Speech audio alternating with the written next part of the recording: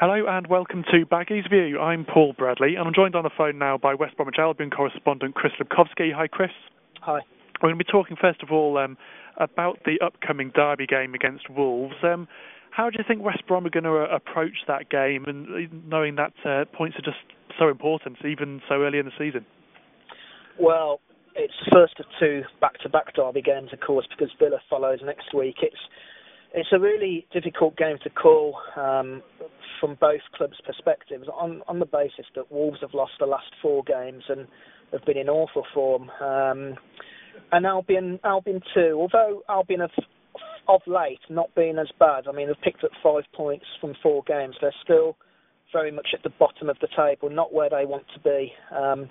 And it's going to be a very difficult one to call for both managers, I suspect, as well, in terms of knowing which personnel to choose. From Albion's point of view, they've got 1 or 2 dates, but it is very much a game that I think the fans will want some kind of pride back, some kind of enthusiasm, and to see some energy and synergy from their players and the team, and maybe get those 3 vital points.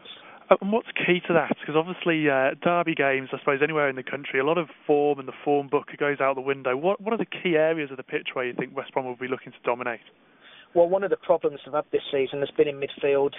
You could make an argument for saying that all 4 midfielders, as it is these days, have really underperformed. Even the normally excellent Joseph Malumbu hasn't really had the same kind of form he did last season. Of course, the one thing that will nag away at both Albion, and has been noted by Roy Hodgson, I should add, is the fact that Albion played so poorly at Molineux. That was a strange game back in April, I think it was, because Albion had already secured survival and Wolves needed to get something, and Wolves just completely dominated the game, and that result really dampened the mood, if you like, around Albion towards the final few weeks of the season, because Albion fans were in the ascendancy at the period. Wolves were in trouble, and you get the feeling that game almost kept Wolves up in a way, the momentum they built from that. And Albion fans won't tolerate another performance like that, certainly not at home, certainly not to a Wolves team that have lost the last 4, and they will be expecting a response from the players and indeed the manager.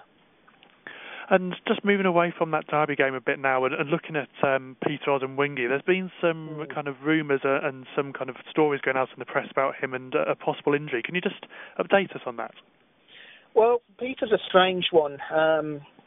This first became apparent last year. Peter Odemwingie is one of these players who has to be completely 100% fit within himself to be confident of playing, to actually want to show the will and the energy and the enthusiasm. And a few times last year he was dragging around the pitch, if you like, when he wasn't fully fit, and he's repeating it again now.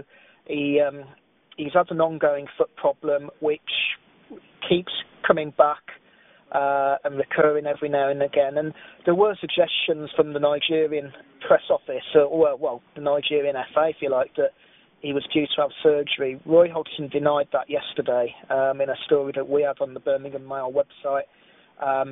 He basically played it down. He said that Peter will be going to see a specialist in Holland. But I suspect the part of the problem with Peter is it's very much a psychological problem. As Roy pointed out, when a player gets to 30, he can expect to start getting niggly, persistent, frequent problems that flare up every now and then. Albion are playing a 38-game season. Peter's in demand by Nigeria. He's a first-choice striker. And he is going to play a lot of football, and he is going to find injuries do flare up now and again. It happens throughout football.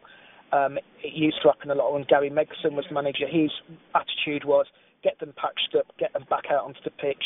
Peter is very much against that kind of mindset. And Roy's trying to fight not only Peter's physical deficiencies in terms of his ankle, but also his mental state. There's a feeling that unless he's 100% happy with himself, he's not going to perform 100%.